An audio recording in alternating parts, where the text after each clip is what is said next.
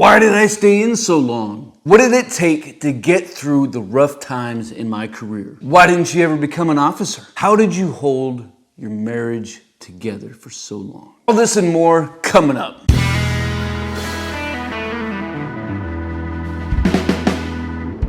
Hey, welcome to the channel, team. As always, man, I'm stoked to see you. I'm 100% stoked, and I want you to be stoked too.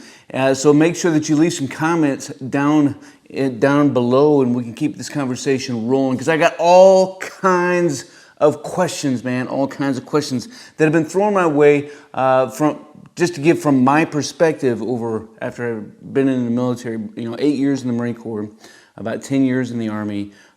Served in every leadership capacity in the military, from team chief to first sergeant. Haven't been a sergeant major yet, but I had every team chief, squad leader, section sergeants, platoon sergeants, first sergeant. I've worked staff, whatever it is, I've done it.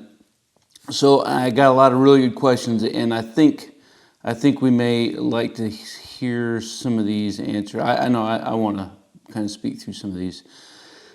So, why did I stay in so long? Because I like grinding. I really do. Has every day been easy? No, man. Most days are hard. And it would be cliche to look out there and tell somebody, motivation comes from within. And that you are the only sole bearer of responsibility for your own morale. And I get it, man. No man is an island. I believe that 100%. But I just enjoy being around troopers. I think, call me crazy, but I think people served because they wanted to serve. And I know that sometimes we get lost in some different variations of what that is, and the work becomes the suck, and we gotta dry sweep grass out of rocks and paint rocks, and there's all kinds of things we do other than our jobs. But I really do. I love being around soldiers. What kind of mental health issues do some people have that the military allows when you join? To be honest with you, I don't know. I'd have to ask a recruiter. I'm sure that there's some, but if it's a disorder, you're probably not making it in. But again, I don't know, and I'm just speaking from myself and on my behalf. Why did I stay in NCO instead of becoming an officer? Why didn't I go dark? I have had a lot of soldiers who were in my charge and NCOs who went to the dark side. Right, they're Mustangs. They became an officer. I didn't do it because I didn't want to.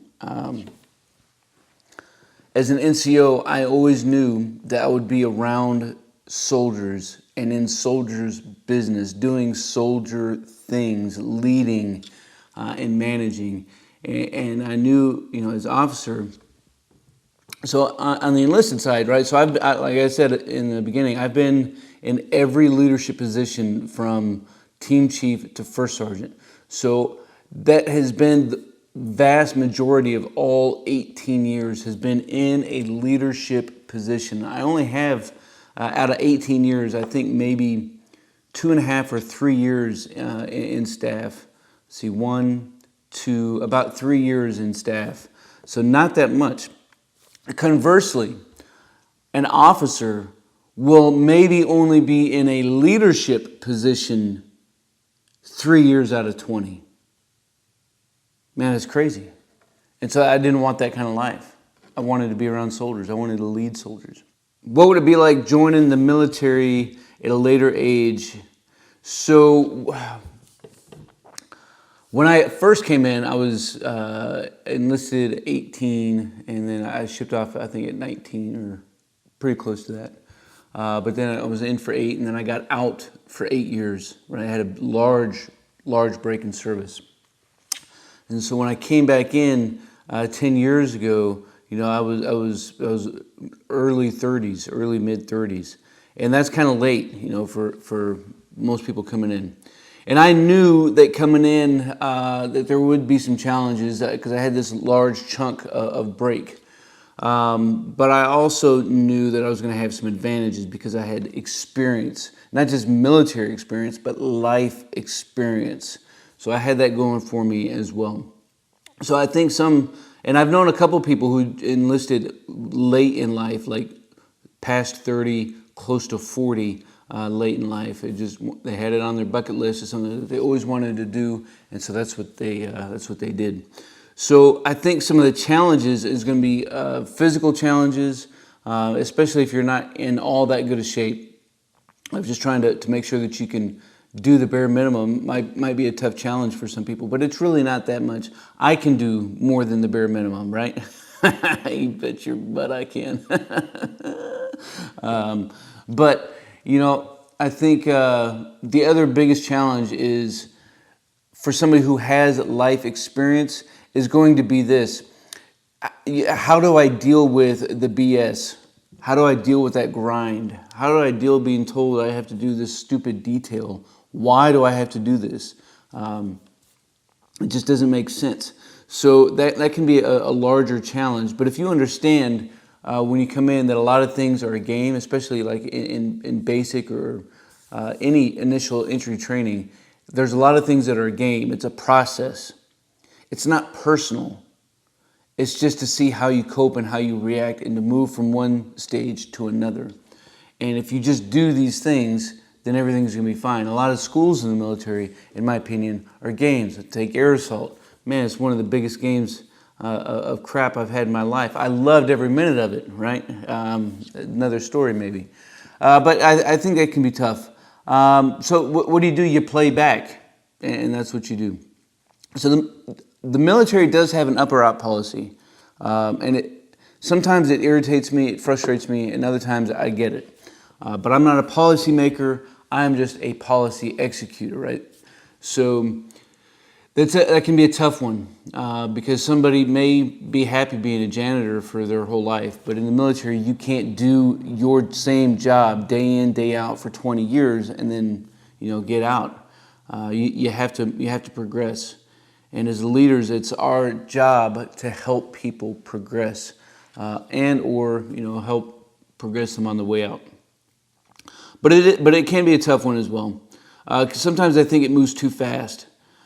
Sometimes I think we want to look at people too soon for the next promotion. They haven't had time to demonstrate their potential yet, right? Because the military promotes off potential, but that potential is only based off of your past performance.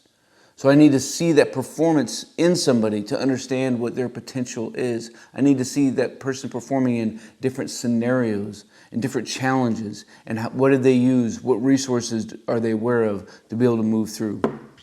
So how did you hold your marriage together for so long, man? That's a great one. It's probably one of the best questions on here. I have been married to my wife for 23 years, man. 23 stinking years. Coming up anniversary will be 23 years in just over a month from now, man. I'm so stoked. I'm so blessed and so grateful to have a beautiful wife who's not kicked me to the curb.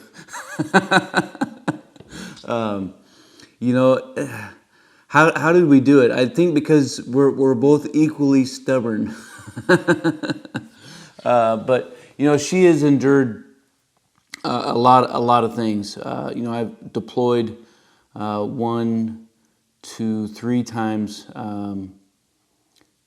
and not all been easy deployments. And then you get all the time in the field and in schools, man.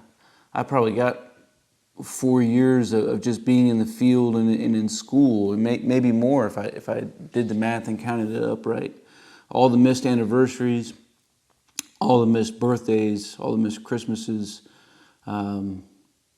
It's a tough challenge. Not to mention, just the stress. So I've been intentional of trying to not bring my work home, right? I've been very intentional about that. That when I get in my vehicle and I go home, I take off this hat and I put on this hat, right? And I think it's important to do. And it's a tough challenge because we want to treat things in the military like everything is, you're a soldier 24/7. And that's true, but the danger is somebody's going to act like a soldier at work in all of their relationships 24/7. And if you're a non-commissioned officer who's always barking orders and commands, that cannot be so amazing for things like having a positive relationship. So I think that has been a huge help. But that only speaks for myself. My wife, I think she has shown exceptional patience and love to myself and to a lot of people that I've served with. And she's just been a rock, man. She inspires me every single day. And sometimes I probably work too much. I'm a workaholic. And I've gone through cycles and through phases where I do too much work, too much of the time. And then so I kind of click back. Because again, like I said, I have to be kind of intentional about home being home and work being work. And when I'm at work, man, and my wife knows, I'm passionate about what I do. And so when I'm at work, man, I'm grinding nonstop. And when I'm home, I try to do the same thing. I try to be with her and with the family and do things hard and fast. So even if that just means sitting on the couch watching a little tube, right? So I don't know. I think we've been blessed because I've seen a lot of other marriages fall apart, and I've seen some people go through multiple marriages multiple times and falling apart. And I hate it. I hate it for both parties. I really do. It breaks my heart. So I don't know, there's that. Hey, I think that's going to hit everything up that I have right now. But if you do have some questions, make sure you leave them down in the comments below. I will answer you down there, and we can keep this conversation rolling. If you haven't already done so and you want to stay up to date on some future content, make sure you subscribe to the channel and click that notification bell, and then you'll stay up to date. And as always, until then, you stay out there and you keep grinding.